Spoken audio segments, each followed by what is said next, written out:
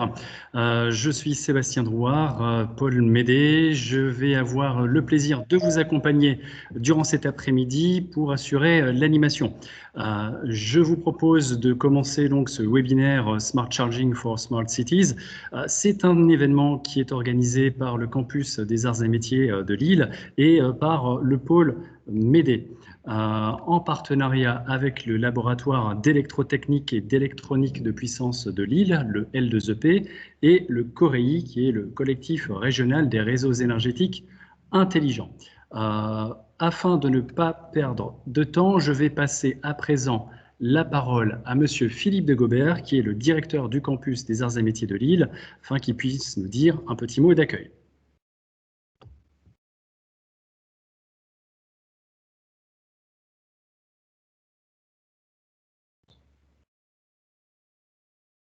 Monsieur Philippe de Gobert, c'est à vous.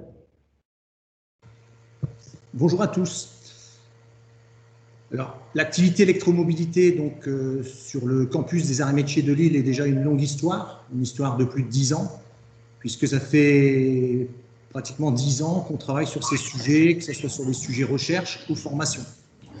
Alors, le campus Arts et Métiers de Lille, situé au centre de Lille, le support de ce type de projet, c'est une plateforme dite énergie répartie, le PM Lab, donc un démonstrateur qui permet de matérialiser les échanges d'énergie entre des sources éventuellement renouvelables, des sources réglantes et des dispositifs de production et de consommation.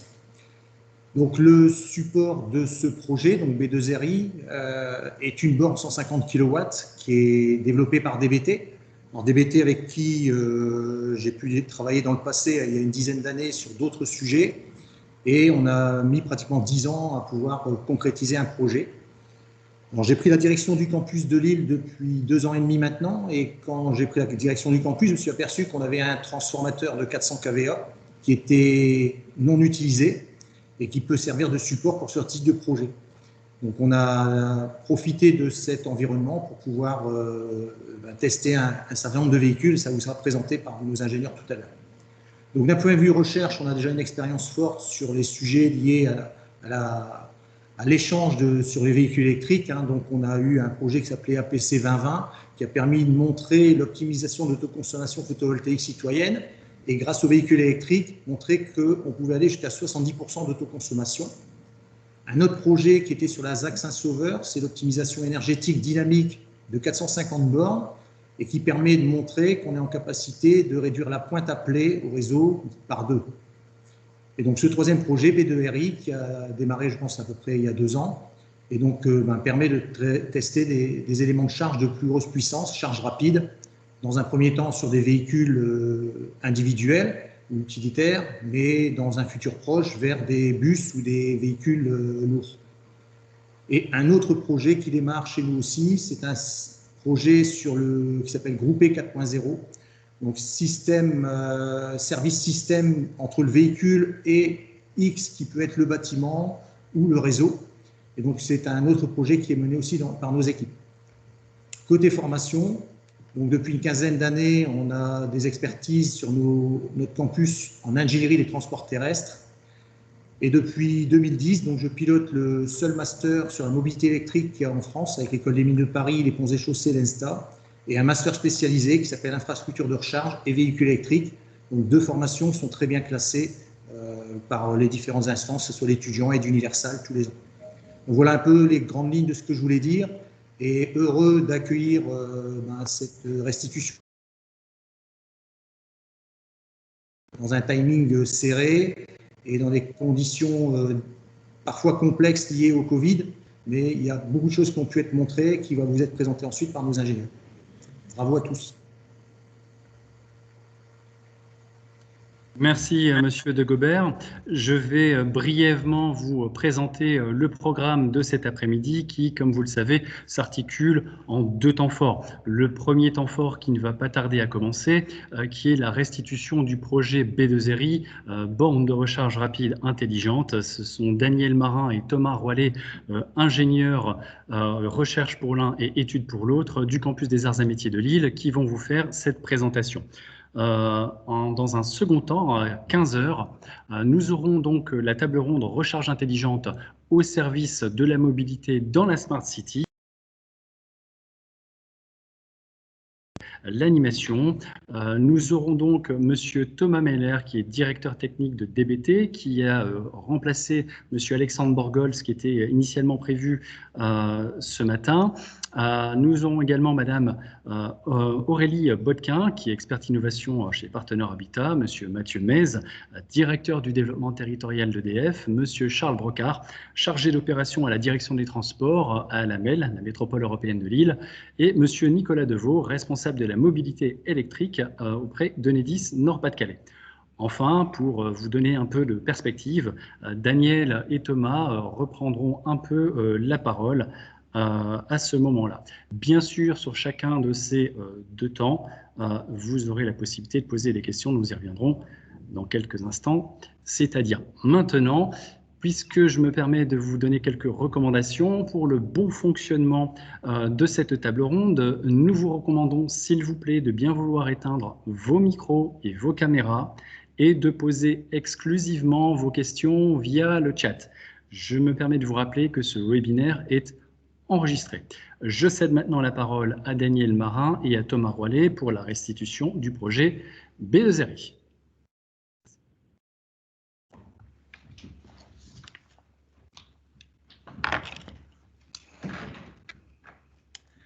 Bonjour à tous, Thomas Roilet, ingénieur d'études au sein du laboratoire L2EP situé sur le campus des Arts et Métiers de Lille. Je suis heureux de vous accueillir pour la restitution finale du projet B2RI pour borne de recharge rapide intelligente. Notre déroulé de cette première partie de l'après-midi va se décomposer de la sorte. D'abord, je rappellerai la genèse du projet et ses travaux. Ensuite, M. Marin prendra le relais pour vous présenter des résultats scientifiques qu'il a menés dans le cadre de ce projet. Et enfin, je reprendrai la main et nous pourrons échanger lors de conclusions et perspectives pour ce projet. Je vous remercie et nous démarrons donc sur la genèse du projet.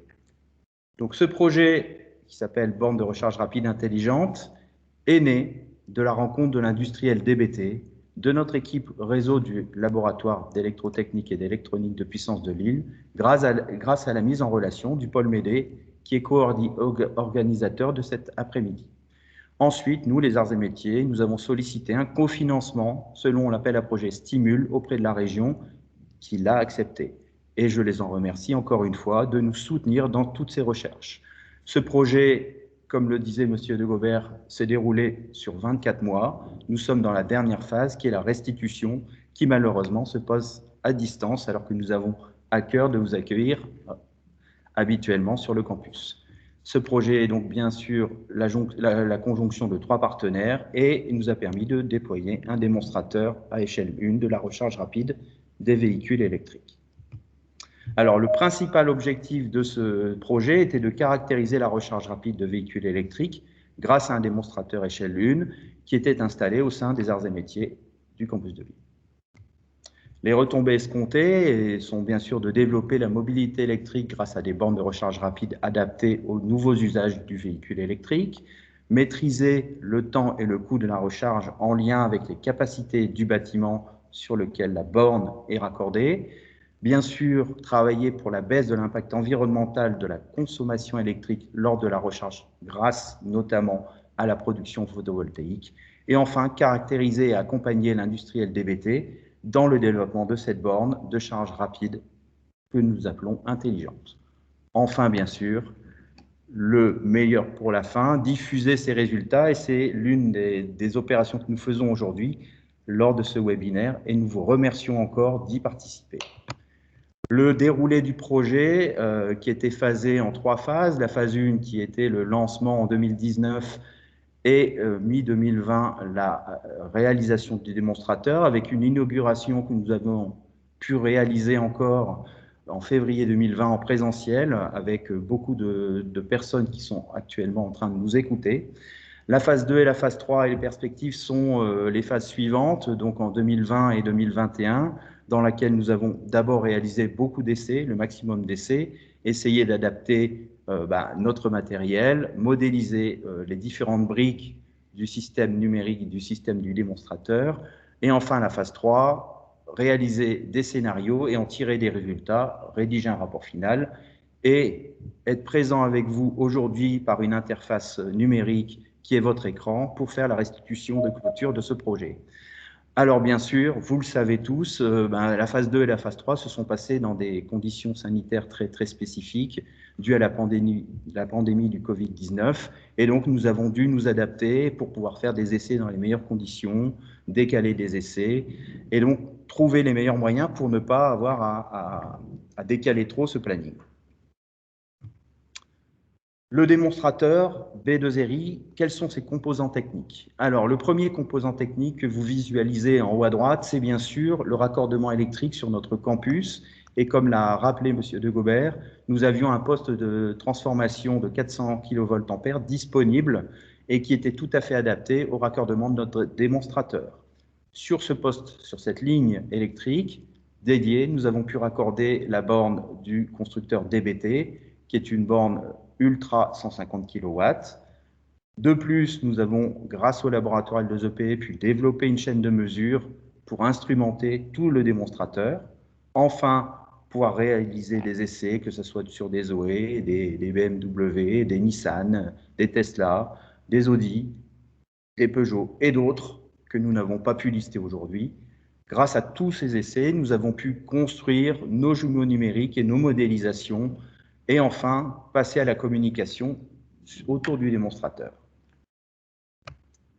Différents travaux que nous avons menés ont permis de caractériser notamment les besoins en consommation du campus, les besoins des recharges rapides de différents véhicules.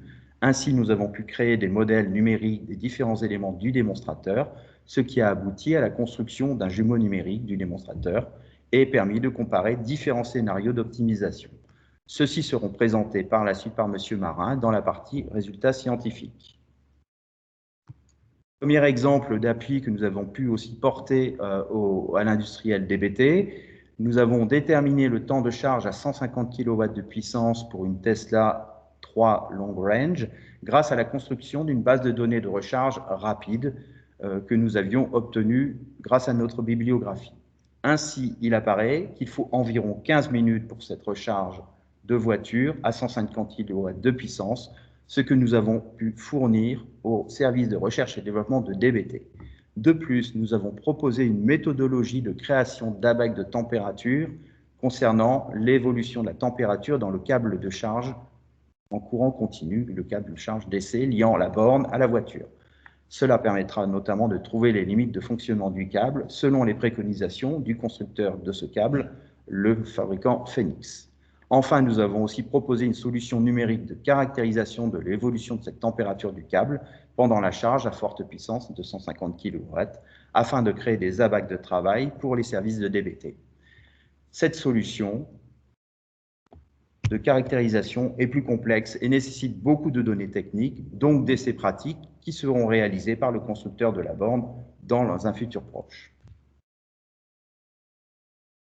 Alors, pour construire maintenant notre jumeau numérique, nos numérisations, nos modélisations de ce démonstrateur, vous l'avez vu, il nous fallait beaucoup de données d'entrée. Donc, c'est le bloc de gauche sur les 4 blocs présentés sur ce slide, avec les besoins en consommation du bâtiment, la puissance appelée, notamment aussi les productions ENR, c'est-à-dire les productions solaires photovoltaïques du bâtiment, de notre campus.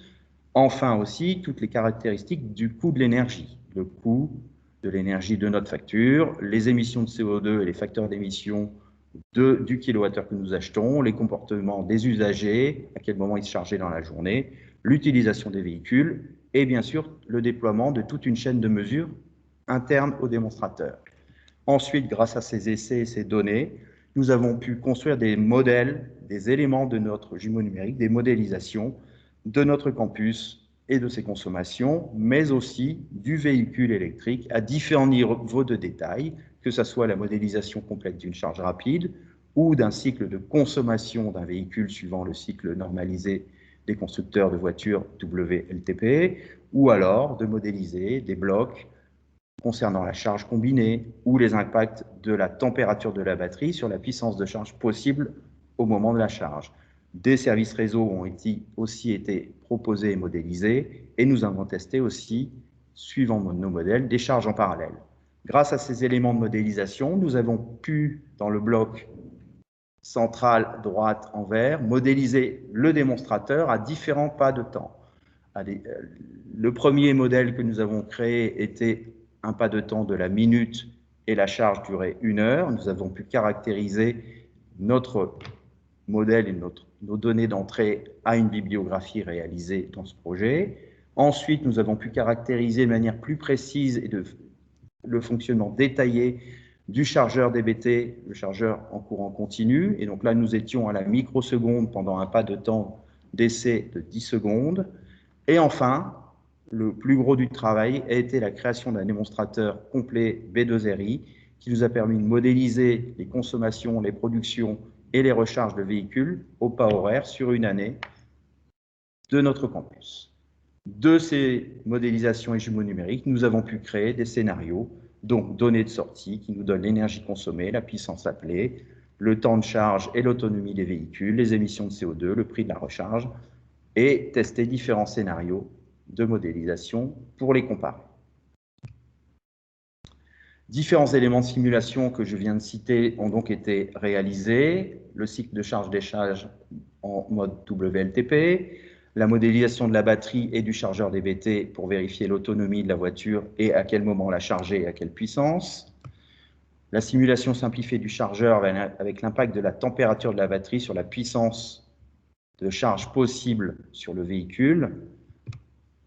Et la modélisation de notre campus avec ses différentes consommations. Vous voyez sur cette dernière courbe, la courbe en rouge et la courbe totale de consommation électrique du campus sur une année. Enfin, je vais vous présenter 3 essais de recharge que nous avons réalisés. Le premier essai est un essai en charge alternative sur un véhicule Renault Zoé à une puissance de 22 kW. On distingue sur ce slide à droite les différentes caractéristiques de la recharge enregistrées sur notre démonstrateur, avec d'abord la puissance active, ensuite la puissance réactive, enfin l'évolution de la tension sur le réseau et l'évolution du taux de distorsion des différents courants appelés sur le réseau. Ce que l'on peut dire sur cette charge, pour un véhicule de ce type, c'est que le temps de charge est de l'ordre de 2 heures et que la puissance maximale appelée est de 22 kWh. Le taux de distorsion mesuré lors de nos essais et modélisé est autour de 10% avec une évolution en fin de charge jusqu'à 30%. Maintenant, je vous présente la charge d'un véhicule Tesla en mode CCS Combo en charge courant continu, sur laquelle à droite, sur le slide, nous présentons toujours la puissance active appelée au réseau, l'évolution de la puissance réactive, la tension et le taux de distorsion. Mais surtout, ce qui est important de visualiser, c'est sur la gauche, au-dessus de la photo de la voiture, nous avons pu caractériser la puissance en courant continu, le courant et la tension appelés directement vers la voiture en courant continu.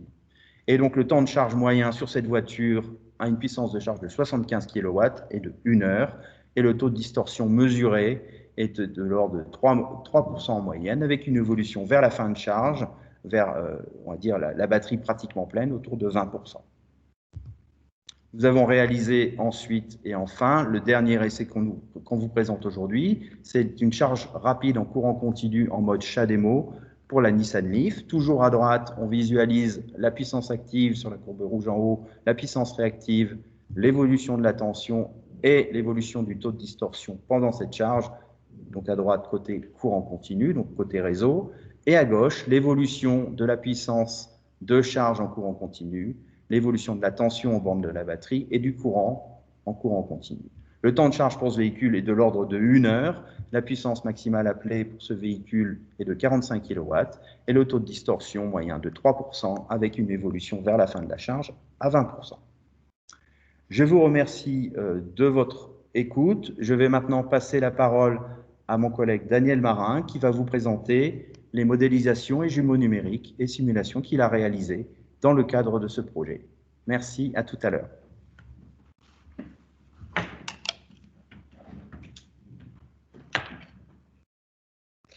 Merci Thomas. Bonjour. Daniel Marin, ingénieur de recherche au sein de L2OP à Lille. Moi, je vous présente maintenant les résultats scientifiques la partie simulation numérique et de notre démonstrateur. Je commence avec, nous on présente ici une analyse de la recharge rapide en parallèle de 3 voitures arrivant sur la borne rapide avec un niveau de batterie différent, ce qui est le plus réaliste possible. Ce modèle numérique utilise des données réelles mesurées avec notre borne DBT qui permettent aussi de caractériser les courants alternatifs consommés par les chargeurs. Grâce à ces modèles, on fait une analyse harmonique du courant pour mieux caractériser les comportements de la borne et aussi son impact côté réseau. On peut aussi déterminer les limites de fonctionnement dans les différents cas pour bien régler notre protection de notre chargeur. Ici, grâce à notre donnée enregistrée pendant les essais, nous avons réalisé un jugement numérique complet du système de recharge qui est composé d'une borne de recharge et de la voiture électrique. Celui-ci permet de présenter les paramètres de charge côté borne et côté voiture. On parle de côté AC et côté DC. Ainsi, on peut visualiser l'évolution des state of charge, ce niveau de la batterie, courant et la tension de la batterie pendant la recharge rapide. Par la suite, ce jugement numérique va nous servir pour récupérer des données en temps réel grâce à une supervision de type cloud. Pour mieux caractériser notre chargeur rapide et proposer de différentes optimisations, nous avons réalisé un modèle détaillé à la microseconde de notre convertisseur. Les résultats présentés dans ces slides caractérisent l'impact de la recharge côté réseau en AC et côté batterie en DC. Grâce à cette modélisation, on peut faire des contrôles des puissances actives et réactives côté réseau et aussi faire des analyses harmoniques des courants consommés par la borne. Des paramètres comme des taux de distorsion sont visualisés aussi dans notre modèle et sont cohérents avec les résultats obtenus par les essais réels. Cela a nous permis de valider ces modélisations détaillées de chargeurs DBT et va servir de proposer des optimisations intelligentes de la recharge comme les contrôles en réactif ou des services réseau. Pour illustrer ça, je vous présente ici un exemple de service réseau. C'est le support en fréquence dans un contexte smart grid, dans un cadre d'un réseau faible. Voici, c'est la théorie de support en fréquence qui consiste en fait de la modulation de la puissance sortie en fonction de la variation de la fréquence du réseau en utilisant un groupe de fréquences constante. Cela nous permet de limiter les chutes de la fréquence causées par une surcharge ou par un défaut côté réseau. Dans notre modèle détaillé de chargeur à la microseconde, en fait, nous avons ajouté ces contrôles intelligents permettant le service réseau et en fait, c'est le support en fréquence pour diminuer l'impact du chargeur côté réseau. En pratique, nous limitons la puissance appelée de chargeur pour quelques secondes pour limiter les chutes très importantes de la fréquence en réseau. En pratique, parce que nous n'avons pas un chargeur bidirectionnel, on n'utilise pas toute la plage de régulation de la puissance du groupe entre plus 1 moins 1 ampère unité. On n'utilise que la partie positive, par exemple, parce qu'on n'arrive pas avec notre chargeur ce n'est pas un chargeur bidirectionnel, on n'arrive pas de tirer l'énergie de la batterie vers le réseau pour faire la partie négative du groupe. L'effet du contrôle intelligent, il est visible dans les slides suivantes. En fait, c'est ces slides qui présentent en fait l'évolution de la fréquence avec ou sans contrôle. Pour l'utilisateur final, les clients qui viennent de se charger de la borne, le contrôle il n'est pas visible parce que la puissance de recharge diminue avant de reprendre la valeur initiale. C'est un effet transitoire qui prend de quelques secondes. Qu'est-ce que vous observez ici? Côté réseau, on observe une amélioration de 0,2 Hz pour côté réseau dans ce cadre de simulation, dans cette condition-là. Mais on constate aussi qu'avec les contrôles smart, on arrive à baisser le courant de charge entre 100 et 50 ampères. Ça veut dire quoi? On perd 50% de la puissance de charge, mais c'est pour quelques secondes, c'est que pour 4 secondes. Et pour les utilisateurs finaux, il n'y a aucun problème parce que si la durée de charge en moyenne c'est 1 heure, 4 secondes, ce n'est pas saisissable. Bon. Ensuite, pour mieux caractériser ces services réseau, nous avons réalisé une analyse SWOT montant les points forts et points faibles de ces solutions liées avec notre chargeur rapide. Une des points forts de ces services proposés est la disponibilité de la solution, qu'il n'y a pas de surcoût matériel, car c'est une optimisation du contrôle de puissance de la borne. En fait, c'est qu'un système de contrôle numérique, une optimisation de logiciel. Il n'y a pas un surcoût matériel, ça veut dire qu'on n'ajoute pas des matériels qui coûtent en plus. Un des points faibles, c'est la capacité limitée de ces services à cause de la puissance de charge relative faible d'une seule borne. En effet, ces contrôles proposés est beaucoup plus adapté dans le cas d'un chargeur de forte puissance ou dans une parc de forte puissance. C'est en fait les cas de chargeurs qui sont déjà installés dans les parcs de bornes rapides avec des puissances qui dépassent 3,7 MVA unitaires. Et plus, comme j'ai déjà vous expliqué la dernière fois, sur la partie groupe de fréquence, c'est que nous sommes aussi limités parce qu'on fait qu'une baisse de la puissance entre 0 et puissance nominale de charge. On n'arrive pas à faire la bidirectionnalité de la recharge avec cette borne. Bon. Nous vous présentons ici enfin le jugement numérique complet de notre démonstrateur B2RI.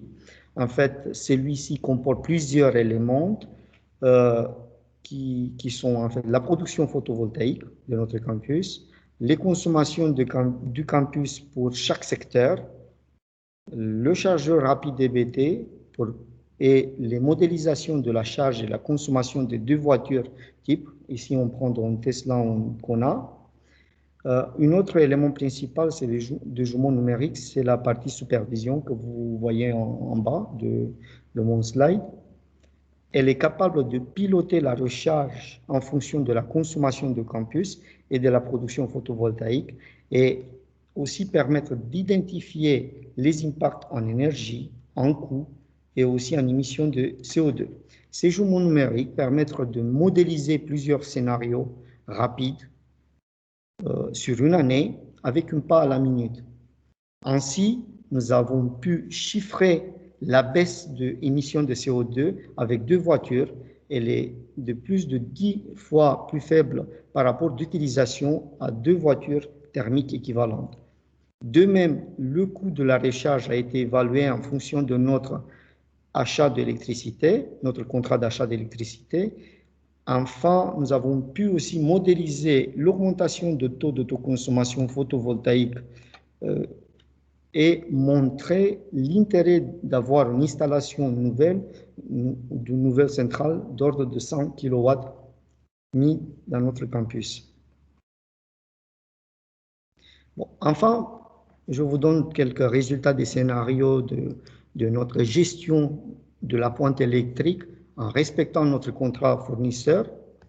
On montre que sans aucune action, avec 2 voitures qui se chargent en parallèle, on dépasse beaucoup la limite de notre contrat qui était à 400 kVA.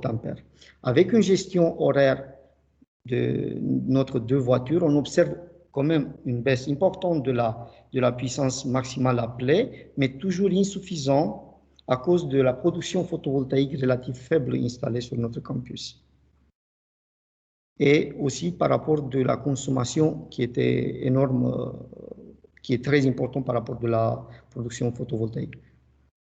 Ensuite, avec un contrôle intelligent de la puissance de la recharge, on arrive à moduler la puissance de chaque prise et de chaque borne pour limiter les pointes électriques et pour respecter notre contrat de fournisseur d'électricité.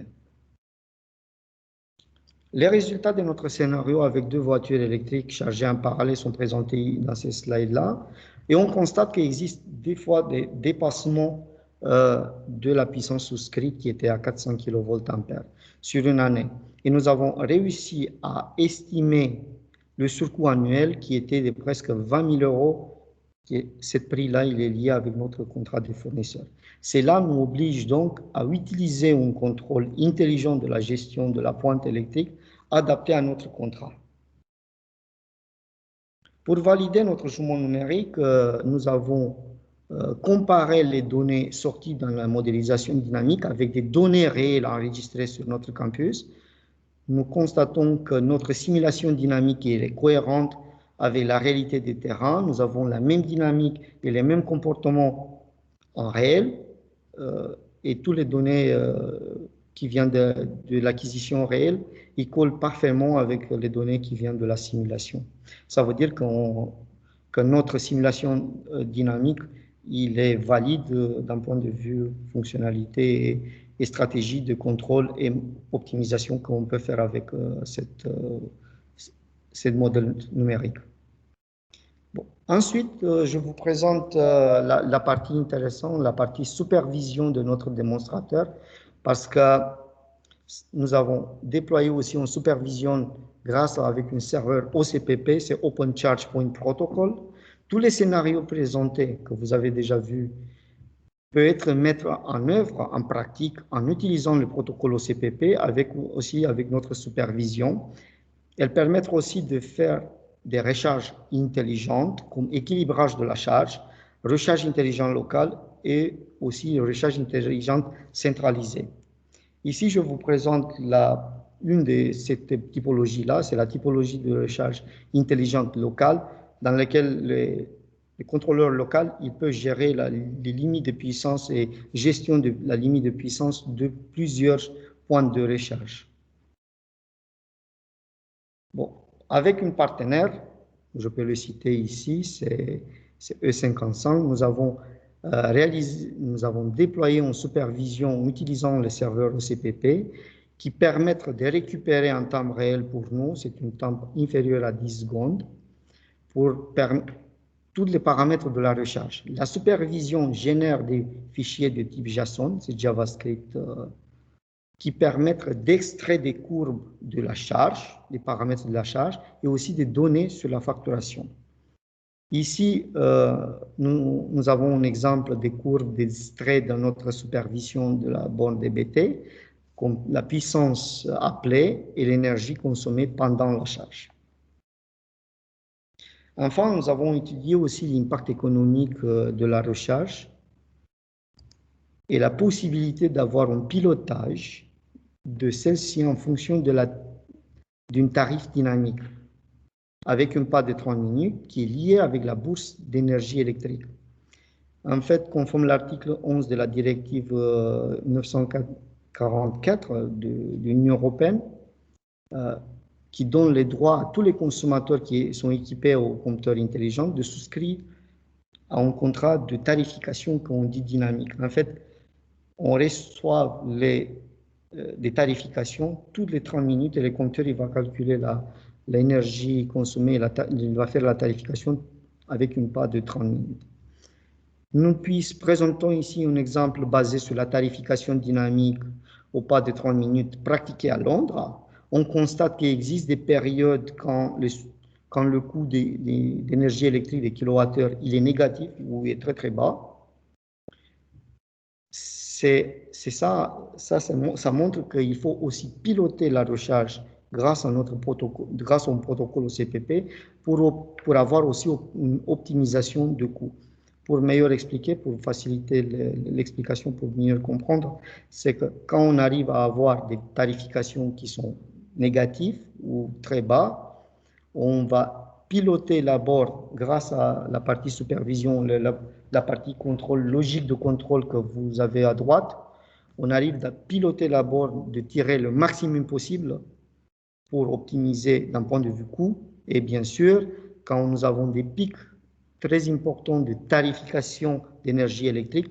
On va essayer de limiter la puissance de recharge parce que c'est jusqu'en puissance de recharge pendant 30 minutes pour passer cette pic-là, pour avoir bien sûr une optimisation du coût d'énergie électrique consommé par la borne. Ensuite, je vous remercie pour votre attention. Je suis disponible à la fin de la présentation. J'espère qu'on peut avoir un peu de temps pour faire encore une démo à la fin de la présentation. Et maintenant, je donne la parole à mon collègue Thomas Roilet pour faire les conclusions et les perspectives. Merci beaucoup.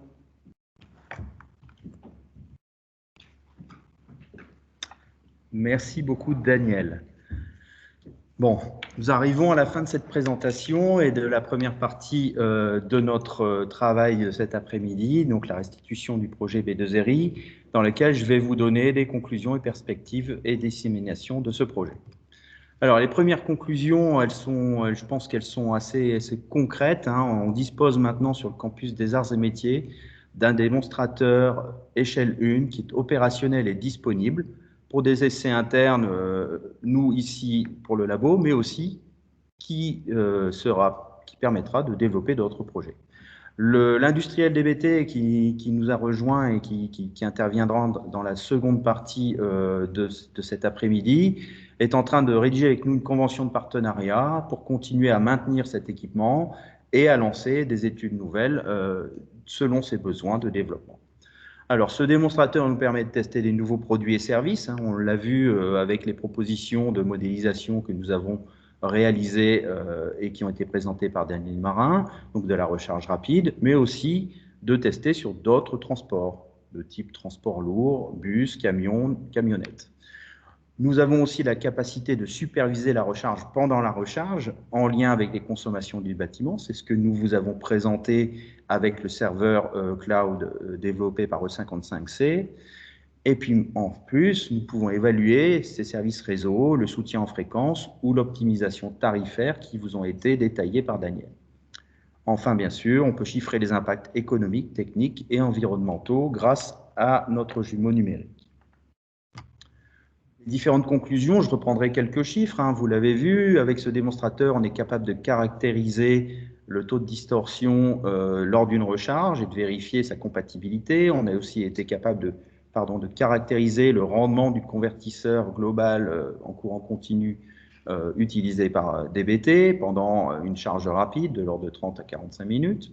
Nous disposons aussi d'outils numériques pour tester l'influence de la température de la batterie sur la puissance et donc le temps de charge, et aussi de vérifier la possibilité de faire des charges multiples, donc en parallèle sur les 3 prises de cette borne DBT. Nous voulons aussi pouvoir proposer des services de type Smart Grid en pouvant réguler la pointe de puissance appelée et l'adapter à la charge ou à la consommation du bâtiment, et notamment aussi séquencer les charges des véhicules sur la borne pour éviter de dépasser notre contrat d'abonnement d'électricité. Nous pouvons aussi développer des services de type support en fréquence, comme l'a présenté Daniel, qui sont aussi des modélisations et du soft qui est capable de travailler sur ce type de support de réseau.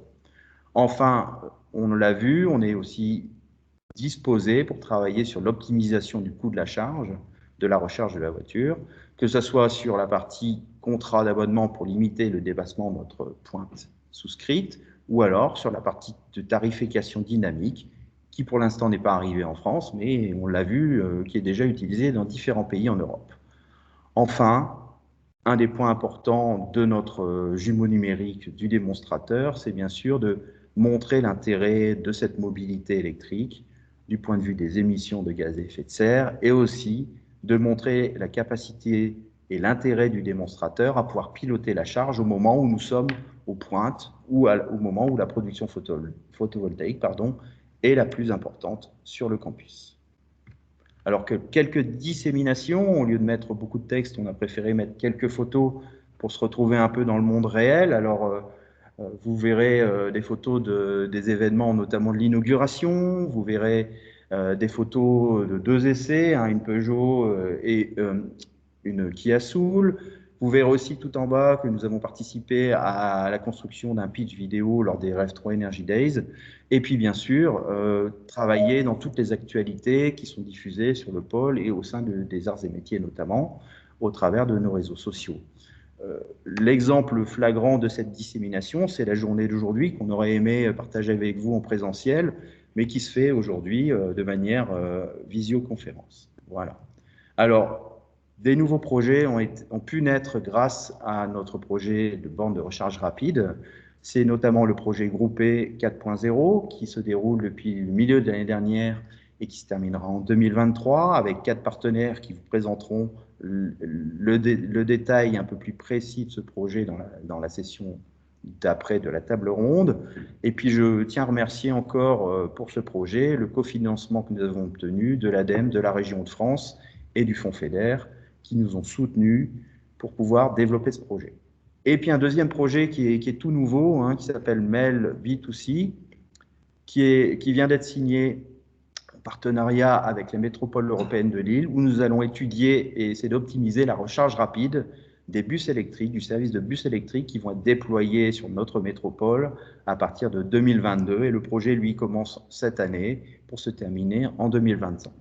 Donc, vous le voyez, le projet B2RI n'est qu'une brique de nos activités de recherche qui a permis notamment d'embrayer sur 2 nouveaux projets, le projet groupé 4.0 et le projet MEL B2C.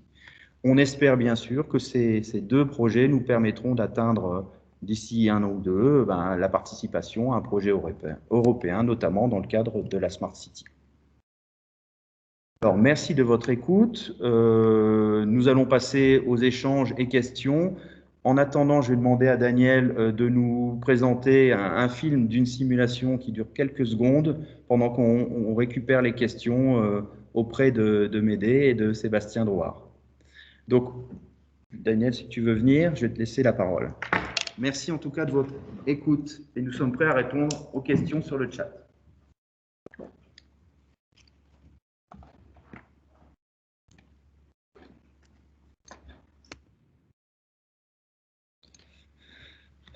En fait, parce que je ne peux pas lancer la simulation pour vous montrer exactement comment ça tourne la simulation et aussi parce qu'il prend beaucoup de temps pour faire ces simulations-là. Nous avons réalisé ici une petite vidéo dans une temp accélérée pour voir un petit peu toutes les briques de notre simulation, de notre jumeau numérique, notamment la partie photovoltaïque, production photovoltaïque et consommation de notre campus, en intégrant aussi la partie voiture électrique, parce que ça, c'est un gros challenge pour nous aussi, pour faire la simulation de ces 2 voitures qui se chargent en fait en parallèle. Grâce à notre supervision, grâce à notre jumeau numérique, comme déjà vous expliqué, on essaye d'identifier des paramètres comme les coûts, comme l'impact CO2 et aussi l'efficacité d'un point de vue énergétique. Et tout en bas, vous pouvez voir aussi la partie supervision. Je peux vous dire que ces simulations, c'est vite quand même, ça prend 40 secondes, mais j'ai essayé de faire des zooms de chaque partie qui est important jusqu'à, j'ai essayé de vous présenter, c'est que les résultats finaux de la simulation, c'est les résultats des consommations et des impacts de la voiture, inclusive les kilomètres parcourus et le temps de charge pour chaque voiture. C'est une simulation à la minute et je passe les films juste pour voir comment ça tourne un petit peu. Bon, c'est très accéléré, bien sûr, parce que la simulation, ça prendra plus de 10 minutes. Voilà, ça, c'est l'impact en CO2. C'est les calculs en CO2 et ici la comparaison avec les voitures équivalentes. Ça, c'est la partie supervision qui contrôle les limites de puissance dans notre campus et les décalages horaires. Bon, ici, on voit la finale des résultats des kilomètres parcourus. C'est exactement les résultats que vous avez déjà vus. Ici, c'est les minutes par les recharges kilomètres par chaque voiture et la puissance de charge. À la fin, ça, c'est en fait la partie consommation de notre campus au pas horaire d'une année complète.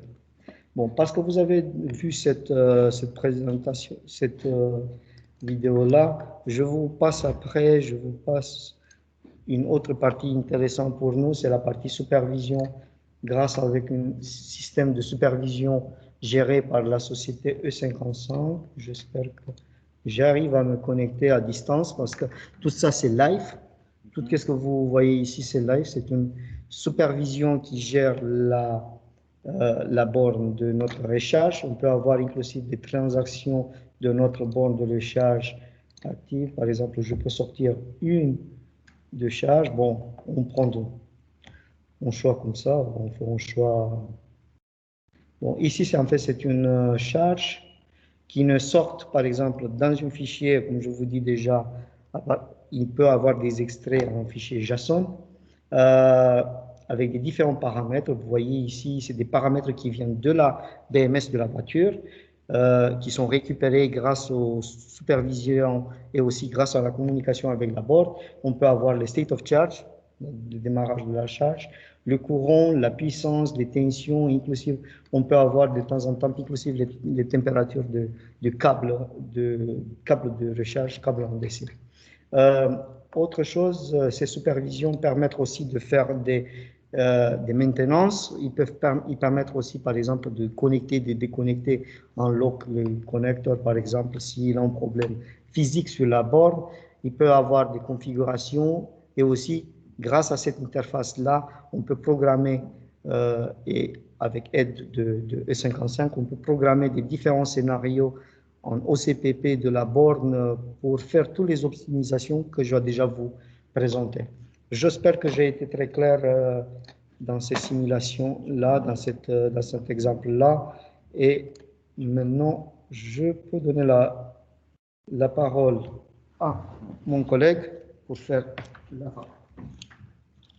Merci Daniel. Bon, écoutez, il semblerait qu'il n'y ait pas de questions en ligne, mais ça n'est que partie remise puisque le webinaire que nous avons prévu à partir de 15 h, nous sommes pile poil dans les temps. On vous remercie en tout cas d'être toujours présents. N'hésitez pas, donc voilà.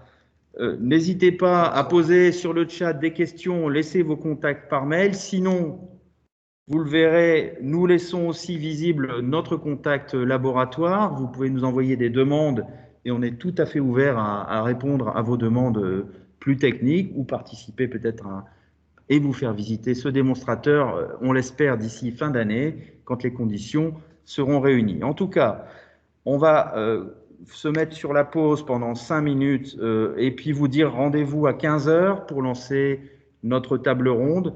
Je tenais encore à remercier les gens qui nous suivent et notamment aujourd'hui par cette visio, notamment les services de la région que j'ai vu se connecter, les services de l'AMEL, les services de l'ADEME qui nous suivent et qui nous supportent aussi sur d'autres réseaux.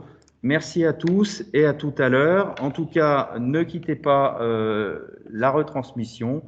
Nous vous attendons pour une reprise de la table ronde avec Médée comme animateur à partir de 15 h. À tout de suite. Moi, je pense que j'ai vu une... Ah, il y a une question. Petite question. Ah. C'est Samuel qui a... Samuel Marquis, oui. Qui a mis... Bon, si je regarde bien au niveau de la... Je vérifie encore une fois la question. Ah donc, ok, j'avais pas vu sa question. Je suis en train de vérifier les questions. Bon. Ah oui, il y a deux questions. Bon, il y a plusieurs questions, je peux le répondre. La première question, c'est quelle est la plage de State of Charge? En fait, pour la partie optimisation, nous avons choisi en fait, ce sont deux exemples, c'est avec deux voitures. On fait des recharges de la voiture entre 20% et 80%, d'accord? Pour la partie Tesla, mais pour Kona, parce que la caractéristique de la charge, il est totalement différent, parce que chaque voiture, il est différent. On essaye de faire l'optimisation avec une charge entre 10% vers 70%. Ça, c'est en fait la première question. La deuxième question que je peux voir ici, puissance maximale supportée par la borne. Bon, la puissance maximale totale de la borne, c'est des 150 kW. C'est une puissance dispatchée avec 3 prises. Nous avons 2 prises en courant continu. Chacun, il peut faire jusqu'à 75 kW. Et nous avons aussi une prise en AC, en courant alternatif, qui peut faire aussi 43 kW. Autre chose, chaque prise au niveau de courant continu sont limitées, constructeurs, en ce moment pour les tests, à 200 ampères. Et ça sort les 75 kW. Préconisation pour l'usage en public selon les connecteurs. Ça veut dire quoi? Bon, nous n'avons pas préconisé d'avoir vraiment un usage d'extérieur d'usager, mais dans tous les cas, tous les tests que nous avons faits sont faits dans le cadre de projets pour avoir des résultats et des données. En ce moment, je ne peux pas vous dire par rapport de préconisation d'ouverture de l'usage, parce que techniquement et aussi d'un point de vue administratif, le propriétaire de la borne, c'est toujours DBT, et grâce avec un contrat de maintenance et aussi avec un contrat de partenariat, on va voir qu'est-ce qu'on peut faire. Et tester autres puissances et aussi tester des solutions, tester par exemple la partie refroidissement du câble ou optimisation de la puissance par rapport au câble ou tout ça. Est-ce qu'il existe encore je crois une question? Tu as rattrapé, Daniel, le temps. Je n'avais pas vu, mais les questions sont arrivées juste à la fin. Oui, c'est ça, je le vois. En tout cas, merci. On se retrouve à 15h. À 15h. Et à tout de suite pour la table ronde. Merci beaucoup. Merci beaucoup.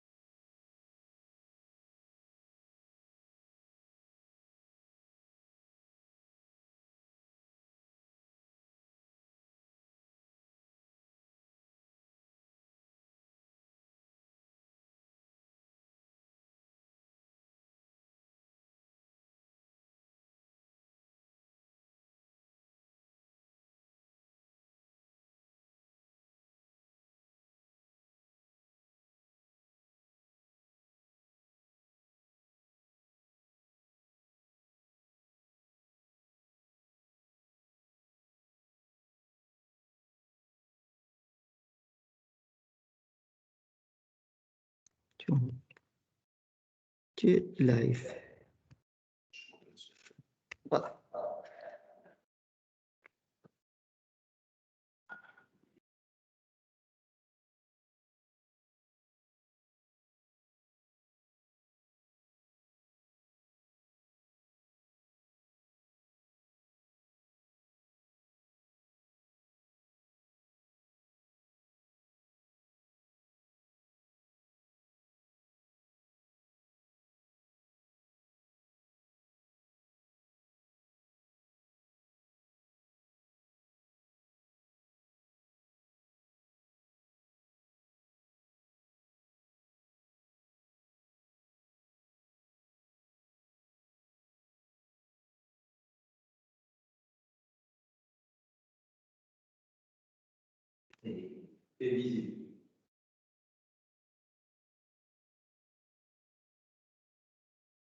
Très bien.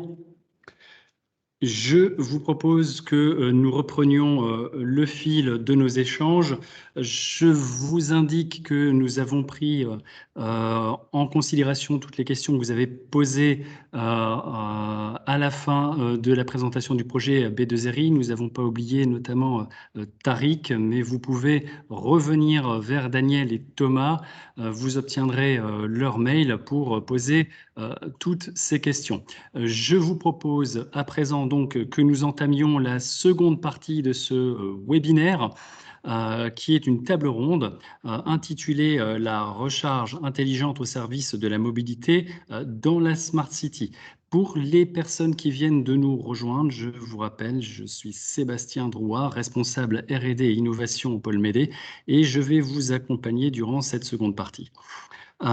Cet événement est organisé par le campus des arts et métiers de Lille et le pôle Médé, qui est le cluster dédié à l'écosystème du génie électrique en Hauts-de-France. Nous faisons ça dans le cadre d'un partenariat avec le laboratoire d'électrotechnique et d'électronique de puissance de Lille, le L2EP, ainsi qu'avec le COREI, qui est le collectif régional des réseaux énergétiques intelligents. Il s'agit d'un réseau qui vise à structurer la filière REI en proposant des projets et des animations dans le cadre de la région Hauts-de-France.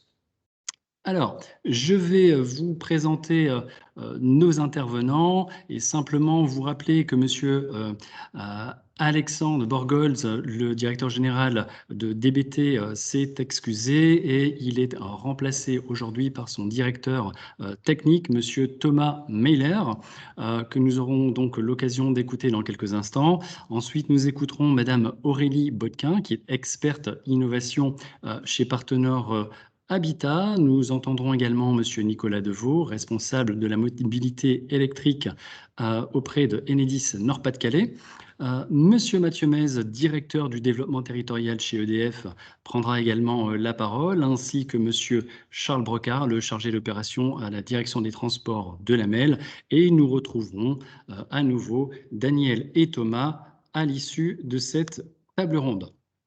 Donc, pour l'instant, je vais proposer à monsieur Thomas Meiler de prendre la parole. Monsieur Thomas Meiler va prendre la parole et nous présenter sa vision du marché européen et des nouveaux produits. Thomas, c'est à toi. Bonjour. Écoutez, déjà, merci Daniel et Thomas pour cette très belle présentation. Donc, Thomas Meiler, directeur industriel du groupe DBT. Ça me touche tout autant d'être présent aujourd'hui puisque je suis moi-même Gazar. Donc, s'il te plaît. Pardon? Excusez-moi, je n'ai pas entendu. Bon, je reprends. Étant moi-même Gazar, ça me touche tout autant de voir qu'il y a une belle collaboration entre DBT et LNSAM. Diapo suivant, là, s'il te plaît. Groupe DBT, nous sommes, le siège est basé à Brebières, donc dans les Hauts-de-France, avec un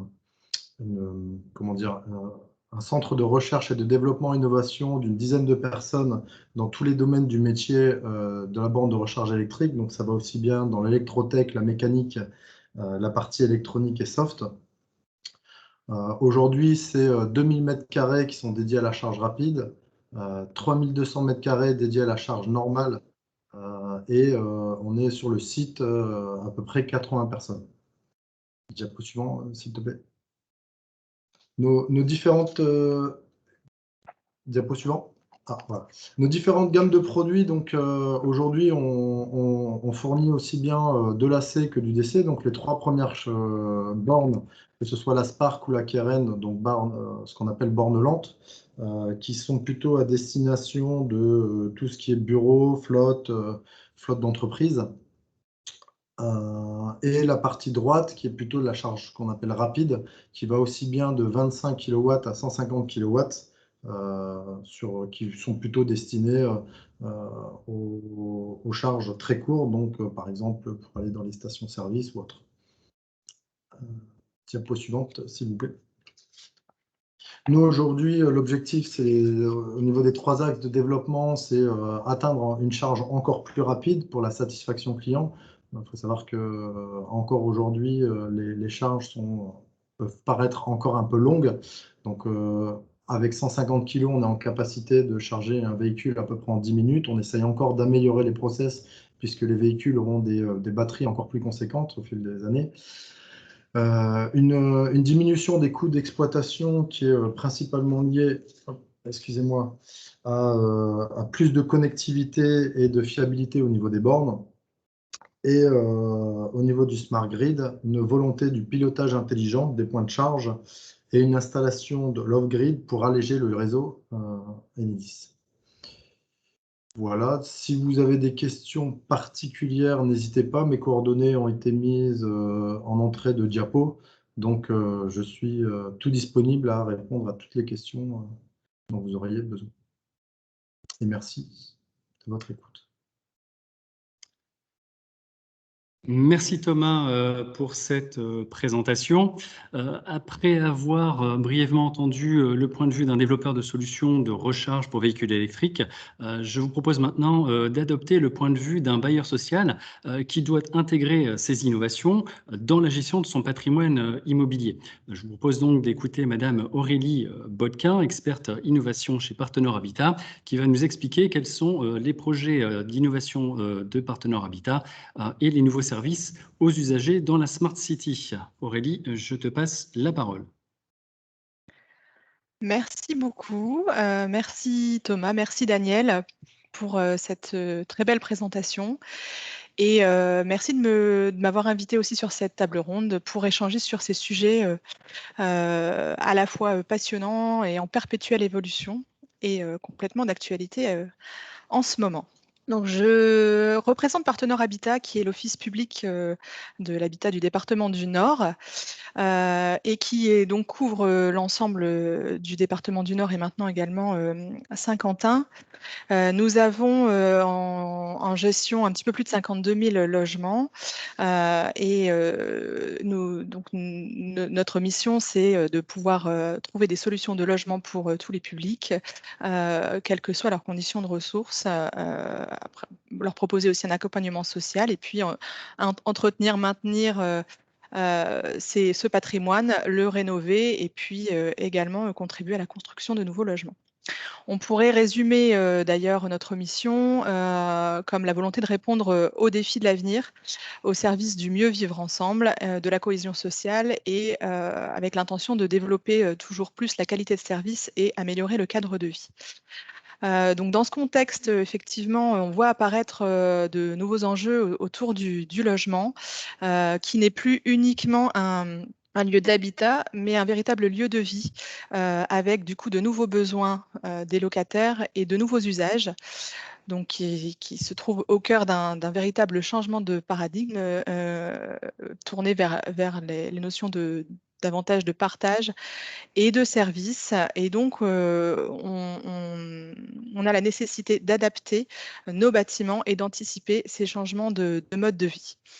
On sait aussi que le dérèglement climatique est au cœur du débat public et au cœur de nos préoccupations également. Et donc, on a la volonté de s'inscrire pleinement dans cette transition écologique à travers notamment les principes de la dynamique REV 3, de la troisième révolution industrielle et son ambition régionale pour trouver des solutions et permettre d'apporter des bénéfices écologiques, économiques et sociaux à nos locataires. Slide suivante, s'il te plaît. Pour nos 100 ans, puisqu'on est à présent centenaire, on a souhaité construire un nouveau siège au sein du quartier de la Porte Valenciennes, à proximité du quartier Saint-Sauveur et pas très loin d'ailleurs du campus des Arts et Métiers de Lille.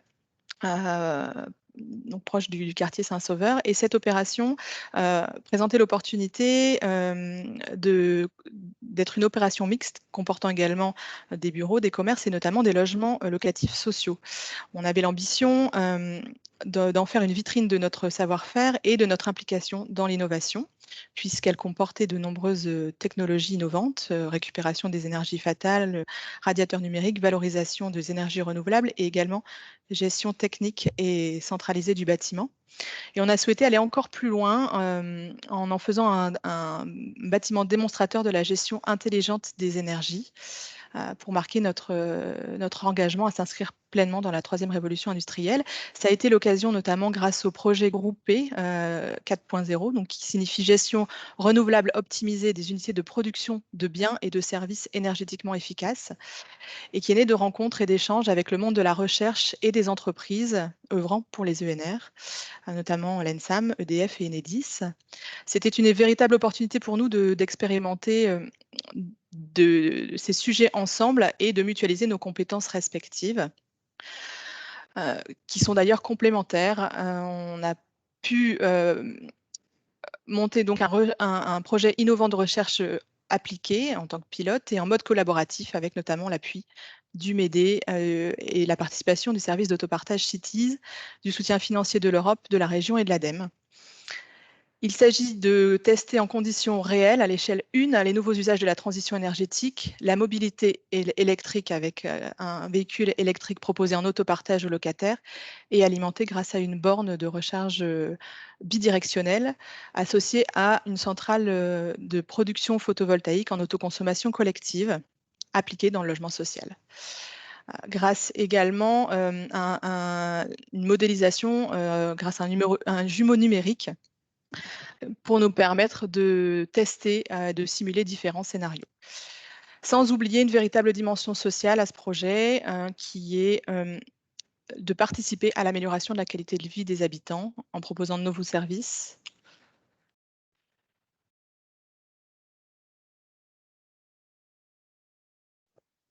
Également de diminuer les charges de la facture énergétique, de les convaincre des avantages financiers et de retombées écologiques de la mobilité électrique en autopartage et de l'autoconsommation, et ainsi d'augmenter le reste à vivre de nos locataires. On lance d'ailleurs officiellement la communication officielle de ce projet demain. Il a été également l'occasion de tester la viabilité socio-technique et les conditions de réplicabilité de ce modèle. Ça a démontré chez nous tout l'intérêt de s'inscrire dans des projets transversaux et partenariaux, permettant l'échange et le partage d'expériences, à l'instar de projets européens qu'on a pu également développer autour de ces sujets, notamment un projet qui s'appelait Énergétique et un projet dans lequel nous sommes inscrits actuellement, qui est le projet Energy Sprong, qui découle d'une démarche européenne née des Pays-Bas et qui cherche à adapter un petit peu le modèle au modèle français à travers une démarche collaborative entre bailleurs sociaux à l'échelle de la région. Je vous remercie pour votre écoute et je suis à votre disponibilité, à votre disposition pour toute question. Merci Aurélie pour tous ces commentaires et ces précisions. Alors, comme l'ont démontré précédemment Aurélie et Thomas, les enjeux de la mobilité dans la Smart City sont essentiellement mis en lumière grâce au développement des technologies, mais on peut aussi s'interroger quant au modèle économique qu'il va falloir mettre en place en ce qui concerne la recharge électrique dans la Smart City. Donc, on peut poser la question à Mathieu Mez, c'est d'ailleurs ce que nous allons faire, qu'il va essayer de nous indiquer quels sont les paramètres constitutifs d'un modèle économique à venir. Mathieu, c'est à toi.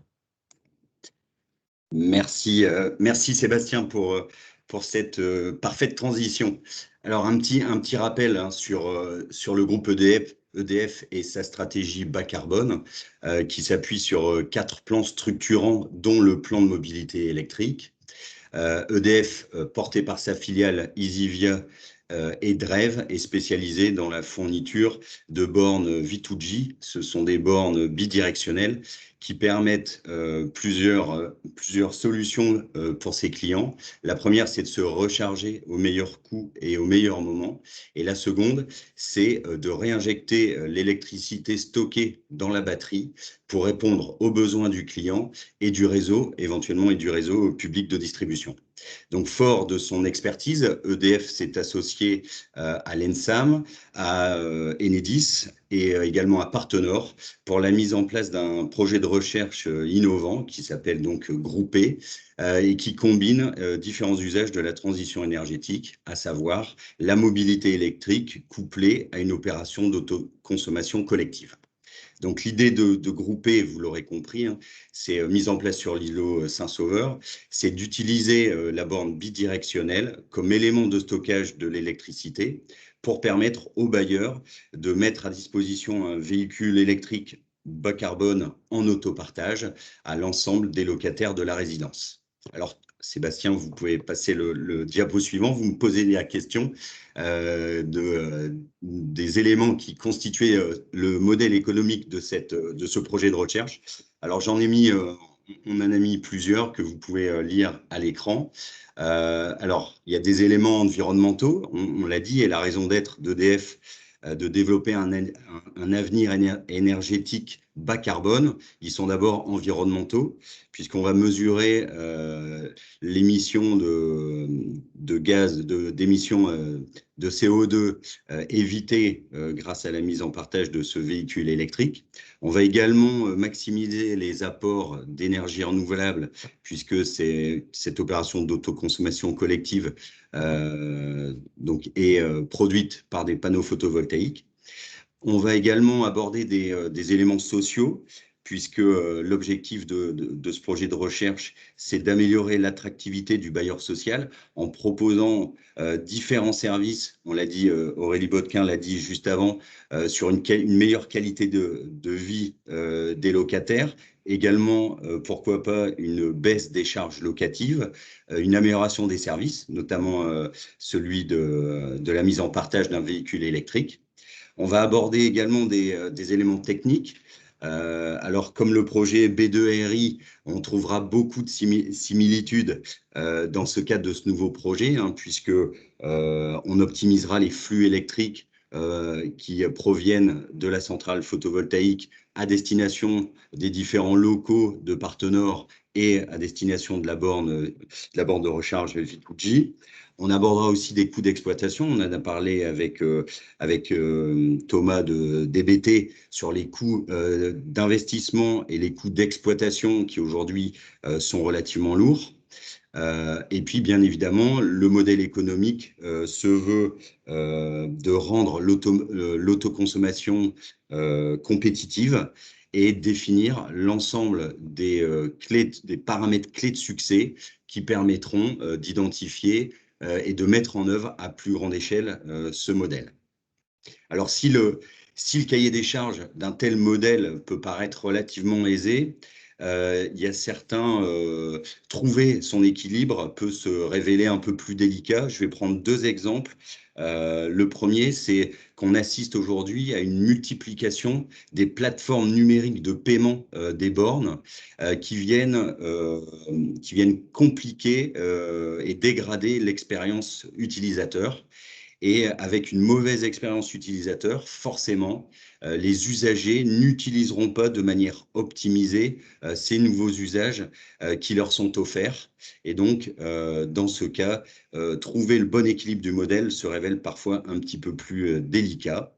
Néanmoins, on est convaincu, avec les partenaires de ce projet innovant, on est convaincu que cette expérimentation permettra sans aucun doute d'établir de nouvelles innovations, de nouveaux services aux clients et éventuellement dans un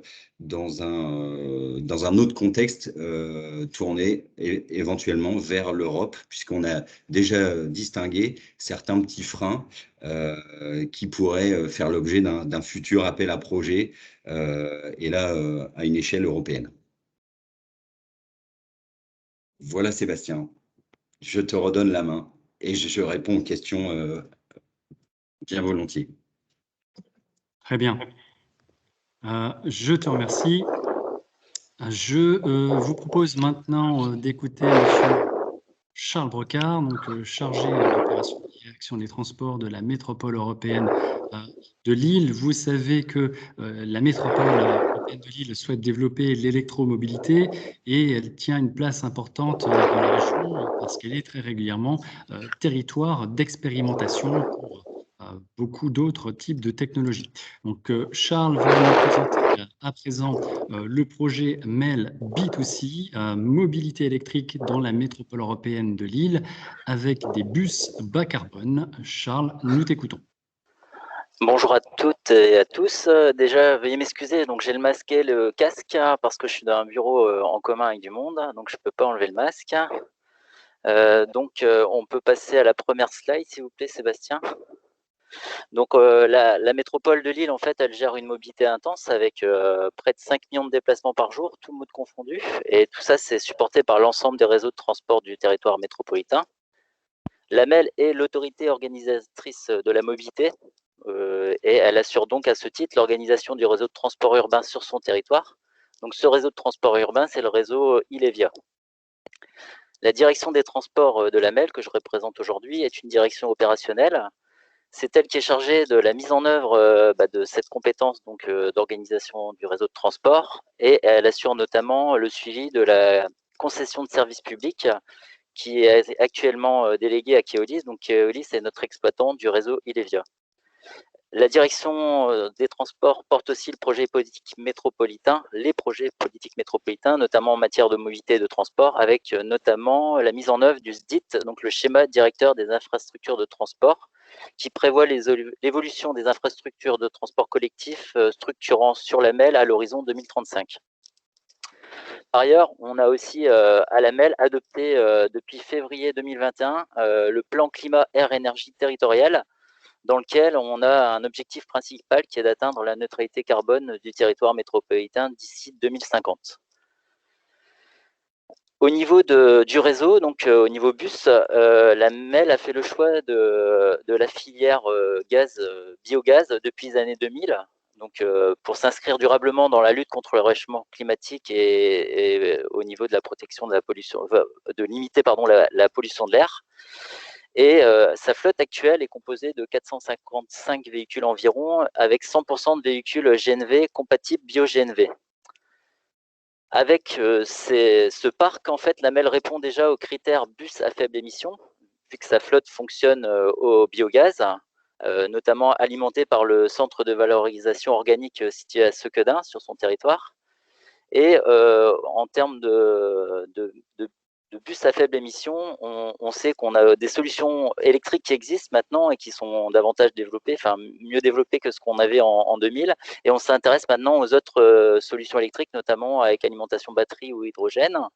Et c'est dans ce cadre en fait que la MEL prévoit d'acquérir 5 bus électriques de moyenne capacité et leurs chargeurs courant 2022. La consultation est actuellement en cours. Donc l'avantage de la MEL, enfin la force de la MEL, c'est d'avoir déjà son réseau GNV et de pouvoir prévoir une mutation pour assurer une transition dans un mix énergétique calibré au fur et à mesure. On ne doit pas passer de tous nos bus au diesel à tous les bus électriques. On a déjà 100% de bus GNV avec du biogaz et on passe maintenant à quelques véhicules électriques. Alors l'objectif d'avoir ces véhicules électriques, ça va être de bénéficier de notre propre retour d'expérience, de pouvoir en vérifier l'exploitabilité de cette solution et aussi de maintenir une veille sur les solutions, sur les évolutions pour répondre forcément à notre besoin en termes d'exploitation du réseau de transport, mais aussi maîtriser les coûts d'exploitation. Alors je pense que je ne l'ai pas précisé, ces 5 véhicules moyenne capacité, donc c'est des bus de 8 à 10 mètres, ils seront exploités pour les services de navette en ville, notamment par exemple la navette du Vieux-Lille. Alors sur tous ces sujets, donc c'est pas suivi uniquement par moi, bien entendu. Il y a Hugues Ouzet de l'Aulnois qui est chargé d'acquisition bus à la direction transport de Lille, qui participe à ce webinaire et qui pourra éventuellement apporter des compléments s'il y a des questions plus précises sur cette acquisition. Et donc, on a justement prévu un partenariat, comme on l'a évoqué plusieurs fois, entre la MEL et l'ENSAM L2EP sur 5 ans. Donc, le projet, c'est le projet MEL B2C, mobilité électrique dans la métropole européenne de Lille avec des bus bas carbone. Donc, c'est un programme de recherche appliqué à la recharge électrique intelligence de bus électriques. Donc, ce sujet s'inscrit à la fois dans les enjeux auxquels doit répondre la métropole et dans la continuité aussi des travaux menés par le L2EP, donc les travaux de qualité qui viennent d'être présentés par Thomas et Daniel. L'objectif général en fait de ce partenariat, c'est de réaliser des expérimentations sur la charge de véhicules électriques. Donc, comme l'a souligné Sébastien, la MEL essaye toujours d'être territoire d'expérimentation. Donc là, c'est le cas avec ce partenariat. On souhaite aussi par ce biais contribuer à la valorisation de la recherche dans le domaine de l'électromobilité et aussi obtenir une relation gagnant sur le long terme, car ce partenariat, on l'a prévu sur une durée de 5 ans, comme l'avait évoqué Thomas, je pense, tout à l'heure. Donc, au travers de ce programme de recherche, la MEL a la volonté d'étoffer ses connaissances scientifiques propices à l'innovation pour mieux comprendre l'évolution des enjeux métropolitains, notamment en termes d'électromobilité et de ville intelligente, Smart City, qu'on a évoqué aussi.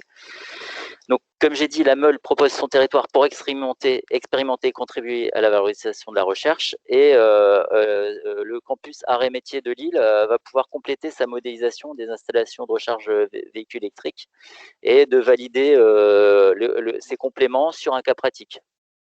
Et donc, comme vous l'avez compris, ce programme va s'articuler autour des 5 bus électriques et des chargeurs que va prochainement acquérir la MEL. Au niveau des objectifs du programme, donc très rapidement, ils sont inscrits donc sur la diapo, donc expérimenter la recharge sur les e-bus de la MEL, contribuer à la valorisation de la recherche, définir les stratégies de recharge pour les e-bus. Dans ce contexte, on envisage plusieurs actions, notamment d'étudier les comparaisons entre les charges lentes et les charges rapides d'un bus électrique, expérimenter à l'échelle réelle la supervision intelligente au niveau des bornes de recharge sur notre dépôt bus, étudier les coupages de bornes de recharge avec tout ce qui est stockage d'énergie stationnaire ou autre au réseau électrique dédié. Par exemple, on a pensé à la mutualisation de nos alimentations pour le métro, qui pourrait être utilisé la nuit pour recharger les bus électriques, ou la production locale avec du mix énergétique, parce qu'on a aussi des projets d'installation de photovoltaïque sur les dépôts bus. Bien entendu, on va réaliser dans le cadre de ce partenariat un bilan de la performance appliquée au e-bus pour la MEL, pour le service de navette en ville, et on aura des compétences grâce au L2EP qui nous apportera un appui scientifique pour effectuer l'analyse et formuler des recommandations sur les projets d'électromobilité portés par la métropole à moyen terme. Au niveau perspective, la MEL a déjà participé, dans le cadre des transports, au moins à des dépôts de projets européens, dans le cadre de programmes européens.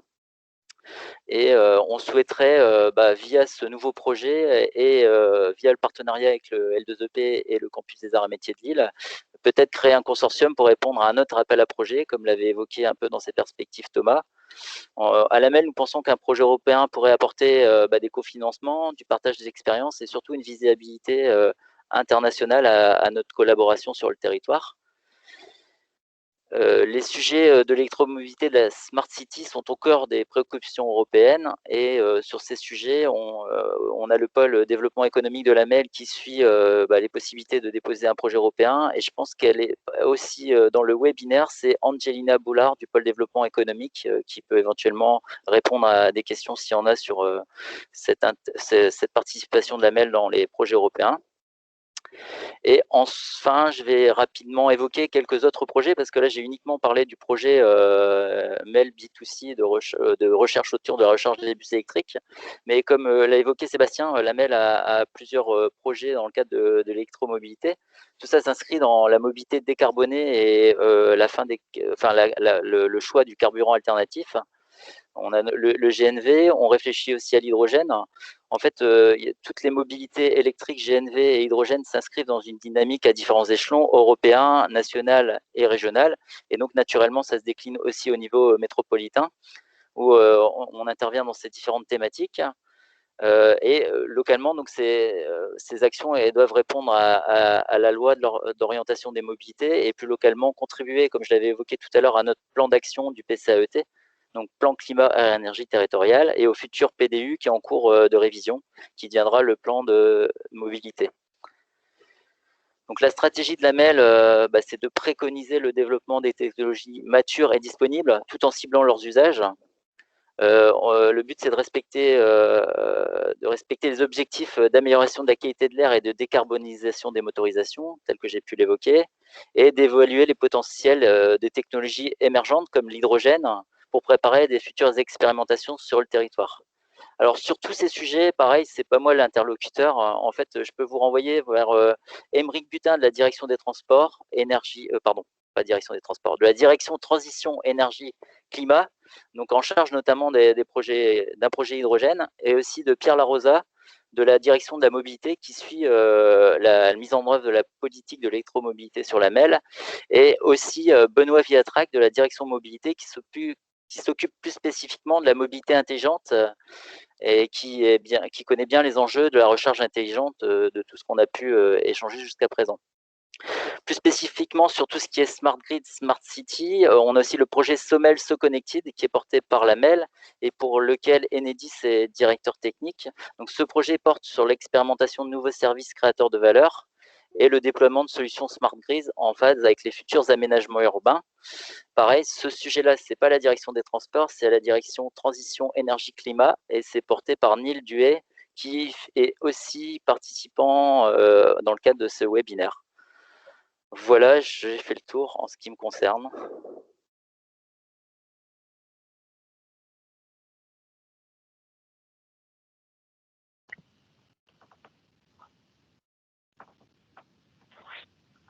Merci Charles.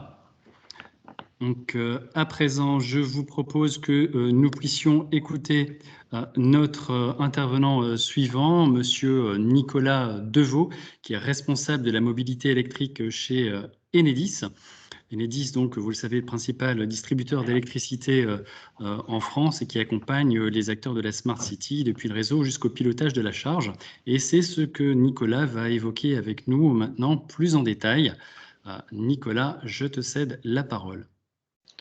Oui, bonjour à tous. Merci pour la qualité des interventions auxquelles on a pu assister cet après-midi. Alors évidemment, Enedis est un acteur engagé dans la transition écologique, la décarbonation des transports, on a évoqué, et donc la mobilité électrique, et s'engage auprès des acteurs de la région. Je me suis retrouvé dans pas mal de projets qui ont été évoqués. Je vais d'ailleurs certainement réévoquer certains qui ont déjà été cités. Donc on voit que tout un ensemble d'acteurs qui est mobilisé et ça fait plaisir à voir. Voilà, on a d'ailleurs un certain nombre de conventions aussi et de projets qu'on accompagne. Nous, ce qu'on observe effectivement, c'est qu'il y a un vrai décollage à partir de 2020 du marché de la mobilité électrique, et je vous apprends rien, que ça se traduit aussi dans les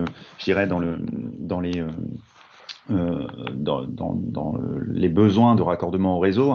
Évidemment, la mobilité électrique, c'est un enjeu qui est au cœur du projet d'Enedis, puisqu'on doit accueillir tous ces nouveaux usages, et que aussi Enedis est lui-même utilisateur de véhicules pour exploiter son réseau et le développer, et donc a développé une flotte électrique, la deuxième de France aujourd'hui, et en particulier dans les Hauts-de-France, on a à peu près 20% de notre flotte qui est convertie aujourd'hui aux véhicules électriques. Alors, nos objectifs sont de connecter au réseau l'ensemble de ces nouveaux usages. Alors, les bonnes nouvelles, c'est que les premiers enseignements montrent que c'est réalisable et que l'impact sur le réseau en termes de capacité sera modéré dans les années à venir. Donc on est assez confiant sur cet aspect-là. Évidemment, on a un deuxième objectif qui est d'accompagner les collectivités et toutes les parties prenantes, je dirais, dans l'élaboration de leur schéma directeur et pour développer finalement l'accès pour tous et partout à la mobilité électrique. Et puis, on accompagne aussi un certain nombre d'acteurs économiques, d'industriels, je dirais, dans la co-construction d'offres innovantes on en a évoqué certaines, Groupé 4.0, Sommel So Connected, par exemple, pour n'en citer que deux. Dans nos enjeux, effectivement, ce qu'on observe aujourd'hui, c'est 90% de la recharge se fait à la maison ou au bureau pour les particuliers. Pour autant, 50% des gens habitent dans l'habitat collectif. Donc, si pour quelqu'un qui est dans un pavillon, ça ne pose pas aujourd'hui de problème, et on a quand même un enjeu autour de l'habitat collectif et le développement des infrastructures de recharge, l'accompagnement dans ce type d'habitat. Donc c'est ce qu'on fait aussi à travers le maillage de tout l'écosystème de l'habitat collectif, promoteur, aménageur, pour développer toute cette offre-là et répondre à cet enjeu. Il y a un autre enjeu auquel on participe, c'est accompagner aussi les mobilités longues. Donc là, on rejoint un peu la charge rapide et de forte puissance sur les réseaux, les grands axes routiers notamment. On croit beaucoup aussi à la mise en place de nœuds d'intermodalité aux approches des grandes agglomérations pour développer cette offre de recharge. Donc on souhaite aussi accompagner toutes ces démarches-là. Et puis, bien sûr, on a évoqué l'accompagnement des collectivités locales qui, dans le cadre de la loi LOM et des différents décrets, vont être en charge avec la région de l'élaboration des schémas directeurs d'installation des infrastructures de recharge. Et là, encore une fois, l'idée, c'est d'être un acteur qui aide ces collectivités à faire les bons choix et développer une offre de recharge qui répond vraiment aux besoins et au bon endroit, quoi. Alors, en termes de pilotage, évidemment, on a testé aussi un certain nombre de choses, des offres de raccordement intelligent qui permettent d'adapter le raccordement vraiment aux besoins et en fonction du territoire. On a aussi des expérimentations auxquelles on a participé autour du pilotage de la recharge. Alors, on en a cité certaines, le V2G, la flexibilité, le couplage des ENR locales avec du stockage. On pourrait citer en ça effectivement le projet Sommel So Connected, sur lequel effectivement on couple du photovoltaïque, du stockage et des usages à Saint-Philibert avec une ombrière qui a été installée et pour lequel voilà, on a un certain nombre on est partenaire d'un certain nombre d'acteurs, et ça a été évoqué par la MEL juste avant.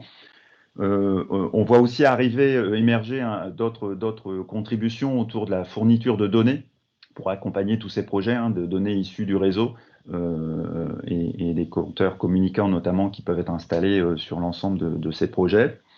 Et je vous renverrai aussi sur une étude qu'a faite Enedis en 2020, qui est disponible sur le site Enedis. Vous allez dans le menu mobilité électrique et vous allez voir un rapport sur le pilotage de la recharge dans lequel on a essayé d'étudier finalement quels étaient les gains pour notamment les clients de piloter cette recharge. Donc les gains en termes de, je dirais, comment on pouvait les chiffrer, sur l'adaptation de la puissance, sur je dirais la contribution au système réseau qu'elle pouvait amener. Donc tout ça c'est détaillé dans l'étude, je vous invite à aller regarder. Mais on a aussi évidemment, on se concentre aussi sur les apports pour la collectivité, pour les investisseurs en termes d'optimisation des coûts d'infrastructure, en termes de limitation des impacts des travaux et des adaptations, de rendre plus fluides les interfaces. Et puis enfin, on essaie d'étudier aussi tout l'aspect système afin de pouvoir apporter un approvisionnement de plus en plus local, de plus en plus avec des garanties vertes ou ENR. On essaye aussi d'accompagner la mise en place des nouveaux usages, on en a évoqué un certain nombre hein, depuis tout à l'heure, et puis d'accompagner aussi sur un territoire qui est très dynamique, l'autoconsommation. Hein, le Nord-Pas-de-Calais aujourd'hui concentre un grand nombre de projets d'autoconsommation. Vu d'Enedis, c'est à peu près un tiers des projets en cours. Et donc, quelque part, on voit bien que la mobilité électrique pourrait avoir à terme un enjeu autour de ces nouveaux usages, usages collectifs. Voilà, donc de la même manière que les autres participants, je suis à disposition pour répondre à toute question dans les minutes qui suivent. Merci.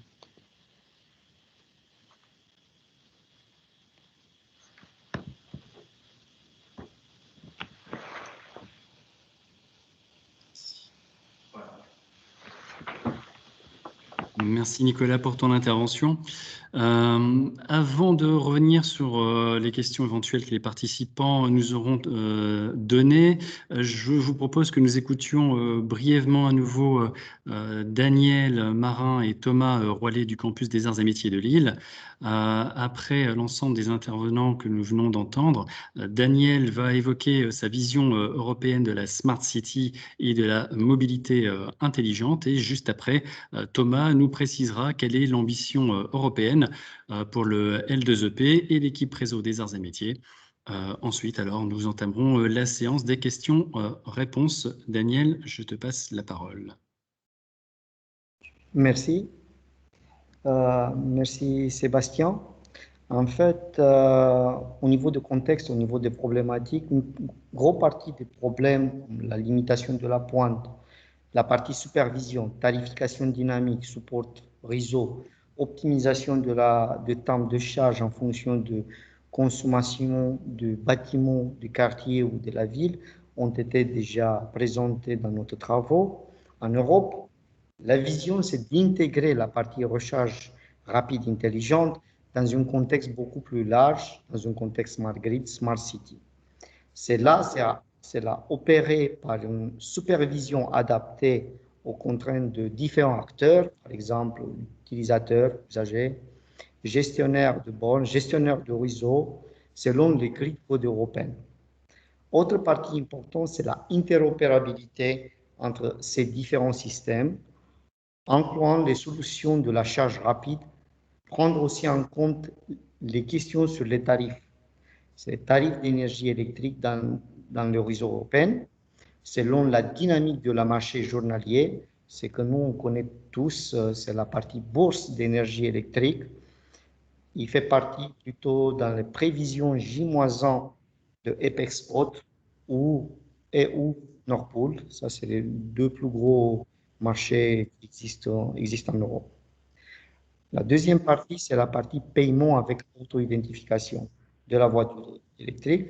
Se développe grâce à son VIN, c'est Vehicle Identification Number, récupéré lors de la communication entre la voiture et la borne.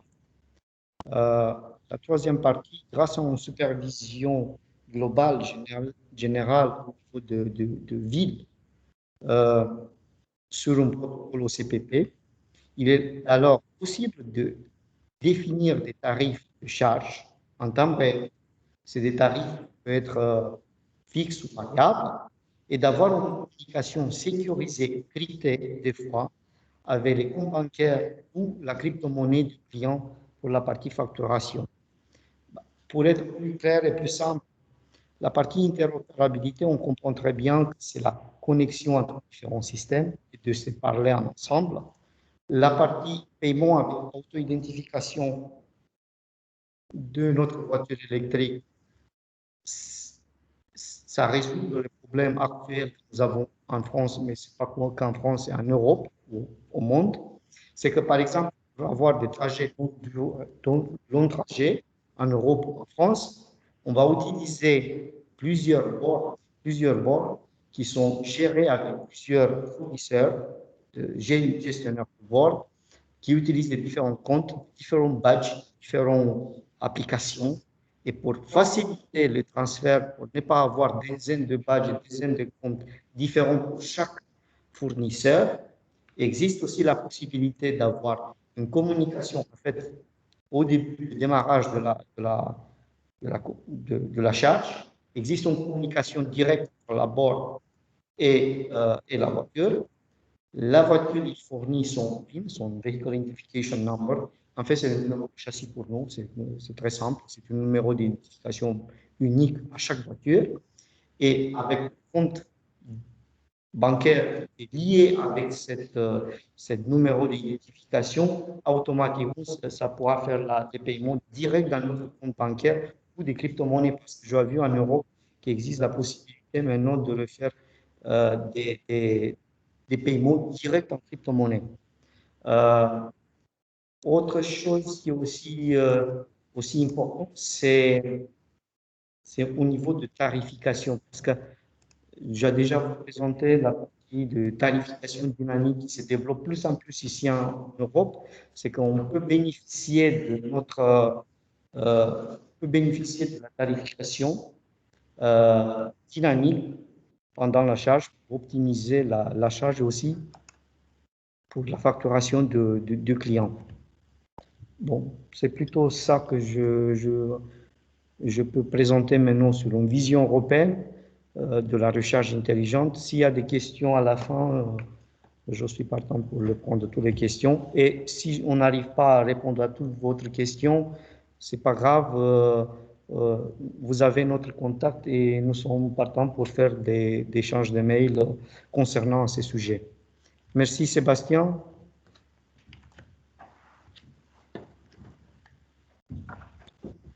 Donc je cède à présent la parole à Thomas. Oui, merci Sébastien, merci Daniel. Alors, je vais essayer de clôturer juste ces présentations du webinaire table ronde et puis juste vous dire simplement que nous, l'équipe réseau du L2EP, on désire utiliser notre savoir-faire acquis au sein de ce laboratoire et les outils qui sont utilisés, déployés comme un démonstrateur au sein de notre plateforme EPM Lab pour travailler avec nos partenaires au sein de la métropole, avec le pôle Médé et des experts extérieurs, industriels, au montage d'un projet européen. C'est vraiment la vision qu'on est en train de se donner dans nos travaux de recherche et dans ce cadre international de l'accord de Paris ou de la lutte contre le changement climatique. Notre objectif est vraiment d'initier un projet européen dans le contexte de la Smart City qui est assez large, qui va toucher la mobilité, qui va toucher les énergies renouvelables, qui va toucher l'efficacité énergétique des bâtiments, qui va toucher aussi la partie usagers, utilisateurs de ces services, et puis développer une économie à plus bas carbone. Et donc le thème que nous, on développe actuellement sur cette thématique Smart City, c'est le thème porteur de la mobilité douce qui, pour l'instant, est abordé par la thématique mobilité électrique. Ainsi, cela nous permettrait de fédérer des partenaires structurants engagés dans ce type de démarche au niveau européen. Alors, on a identifié des industriels et on a déjà des gros partenaires en région qu'on veut continuer à solliciter. On a aussi des contacts avec des laboratoires européens. On est au sein d'une belle métropole qui, elle, a des contacts avec d'autres métropoles européennes. Et puis, bien sûr, notre région est un des axes forts d'appui pour nos recherches. Donc, nous sommes prêts, en conclusion, à répondre à vos sollicitations et propositions de recherche et développement, par exemple, au sein d'une plateforme technologique et d'innovation européenne, comme nous les connaissons. eTipsNet en est un exemple, mais il y en a d'autres. Et donc, maintenant, nous allons passer aux questions-réponses. Je pense que Sébastien peut commencer à lire ce qu'il a vu au niveau des questions. On a eu quelques questions tout à l'heure sur lesquelles on a pu répondre en fin de discours. Et maintenant, on va essayer de répondre aux questions en ligne. Très bien. Donc, j'ai quelques questions. Une question notamment à Monsieur Deveau. Sous quelle forme envisagez-vous l'accompagnement pour l'habitat collectif? Communication, aide, conseil, aide technique, s'il vous plaît. C'est Pierre Larosa qui vous pose cette question. Merci. Alors, effectivement, on accompagne un certain nombre de... Votre micro. Ah. Normalement, il est... Vous m'entendez? Oui, c'est bon. Oui, d'accord. Il y avait un petit temps d'attente. Donc, effectivement, nous accompagnons les acteurs du monde du du collectif. On a notamment, par exemple, demain, un webinaire pour les adhérents de la FPI. Alors après, effectivement, donc, et on le fait aussi à travers un guide qu'on a émis, que vous allez trouver encore une fois sur le site Enedis, dans la partie mobilité électrique, un guide qui est régulièrement mis à jour autour de l'accompagnement dans le résidentiel collectif. Hein. Donc, je vous invite vraiment à aller le regarder. Et sur ce guide, vous allez trouver les coordonnées aussi qui permettent de rentrer en contact avec les personnes de nos services qui peuvent voilà, apporter un peu d'informations et d'accompagnement, voilà, et qui sont vos interlocuteurs habituels hein, autour du raccordement de vos opérations immobilières. Donc, c'est vraiment une composante qu'on intègre maintenant dans chacun des dossiers de raccordement collectif. Donc, voilà, les aides sont diverses et variées, webinaires, fiches pratiques, et puis après, réunions s'il y a besoin. Et n'hésitez pas à me transmettre s'il y avait des difficultés à rentrer en contact avec nos services, mais normalement, ça ne devrait pas être le cas. Merci. J'ai une autre question de Christophe Beaune qui nous dit on parle de stockage d'énergie par des batteries, je suppose, mais de quel type? Quelle puissance globale? Et en ce qui concerne le recyclage des batteries, qu'est-ce que vous pouvez également dire? C'est une question qu'on peut éventuellement poser à Daniel. Donc, stockage des batteries, énergie. Bon, concernant la partie recyclage de la batterie, nous n'avons pas vraiment regardé cette partie-là. Nous avons regardé par rapport à l'énergie et l'efficacité énergétique de la batterie et fonctionnement de la batterie. Ah, bien sûr, j'ai vu aussi des questions concernant de la température de la batterie. Bien sûr que ça, c'est un paramètre très important pour la batterie, mais si on parle de constructeurs de voitures, aussi des batteries qui sont mises dans la voiture, toutes les voitures actuelles, ils disposent aussi des systèmes de refroidissement de la batterie, de climatisation de la batterie, ça veut dire de chauffer ou en fait, inverse, de refroidir la batterie. Toute cette problématique de recyclage, nous n'avons pas parlé en ce moment, mais toute la partie durée de vie de la batterie, je pense que c'est plutôt la problématique de constructeurs d'automobiles, mais vu les caractéristiques et les cycles de vie de la batterie actuelle, les nouveaux batteries qui existent sur le marché, pour les grosses voitures qui existent en ce moment, qui prennent des ordres de 5 ou 6 000 cycles de recharge, on peut dire qu'on peut avoir quelques millions de kilomètres avec une seule batterie sans aucun problème, sans perdre trop de la capacité initiale de la batterie. Autre chose? Existe autre chose? Non, non, non. Pas trop, Non, non. Il y avait une question de Neil Duez sur plus d'indicateurs de tenue dans le temps des performances des batteries, mais tu as en partie répondu à cette question. Oui, maintenant. mais dans tous les cas, toutes les questions que peut-être on va louper quelques questions, c'est aucun problème. On essaye de vous répondre par mail. Et aussi, si vous avez des questions, moi, je vous invite à l'avenir, si on a, quand c'est possible, en fait, c'est possible d'avoir des relations, des discussions face à face. Je vous invite ici de voir notre démonstrateur et on peut échanger sur cette thématique-là qui était très complexe et aussi très intéressante pour nous tous. Et je vous invite ici d'échanger en direct, en live, face à face. Merci. Très bien. Eh bien, Thomas, tu veux peut-être dire un dernier mot? Oui. Bah, écoutez, merci beaucoup à tous. D'abord, les intervenants de cette table ronde qu'on a sollicité il y a quelques temps et puis qui nous ont rejoints fort volontiers avec tous les aléas du contexte actuel. Et je tenais à remercier là aujourd'hui la Métropole européenne de Lille, EDF, Partenor Habitat, Enedis et le Pôle MED pour l'organisation de cette table ronde, mais aussi mais aussi tous les contributeurs qui vous aident à cofinancer ces projets de recherche depuis plusieurs années. Je peux citer bien sûr la région de France, l'ADEME et les fonds FEDER. Comme l'a dit Daniel, nous avons un chat, vous avez nos coordonnées, la présentation a été enregistrée, elle sera envoyée normalement par la suite à ceux qui veulent la réécouter, mais les présentations seront aussi disponibles, on verra si on les met en lien sur le site de Médé ou sur notre site.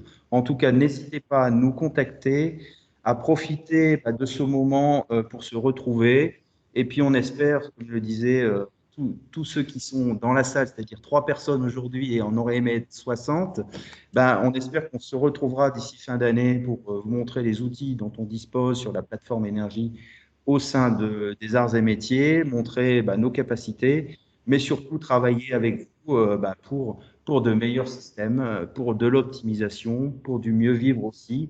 Sachez qu'on a beaucoup d'usagers de véhicules électriques qu'on rencontre tous les jours et qui, la question de la recharge est un point critique, on va le dire comme ça, très très important qu'il faut traiter, qu'on soit propriétaire de la voiture, locataire de la voiture ou alors usager dans les transports en commun. En tout cas, merci beaucoup de votre participation. On a été assez nombreux autour de ce webinaire et puis on profitera de vos sollicitations par mail et on vous recontactera pour vous donner plus d'éléments. En tout cas, merci à tous et à très bientôt, je l'espère, autour d'une plateforme technologique, que ce soit chez nous ou dans nos autres laboratoires partenaires. Voilà, à bientôt.